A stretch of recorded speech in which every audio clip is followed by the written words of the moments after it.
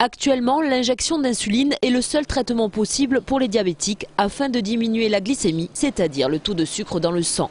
Or, l'équipe de l'INSERM, après 8 ans de recherche, vient de mettre en évidence une protéine nommée l'apeline, une hormone sécrétée par les tissus adipeux dont les effets seraient similaires à ceux de l'insuline.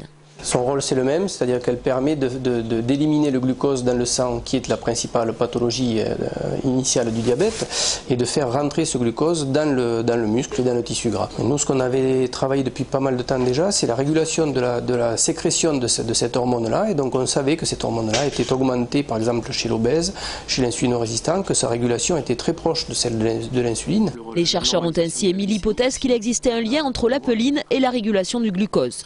Les tests effectués chez des souris diabétiques ont révélé que cette hormone fonctionnait différemment de l'insuline. Elle pourrait alors prendre le relais afin d'améliorer la régulation du sucre dans le sang, notamment chez le diabétique de type 2 résistant à l'insuline. Les effets de l'apeline qui ressemblent à ceux de l'insuline passent par des voies qui sont complètement différentes. Donc ça c'est assez intéressant, surtout dans des situations où on a une résistance à l'insuline, parce que les voies de l'insuline ne marchent pas. Et donc là on peut avoir une voie différente et qui permettent donc de maintenir les effets de l'apeline.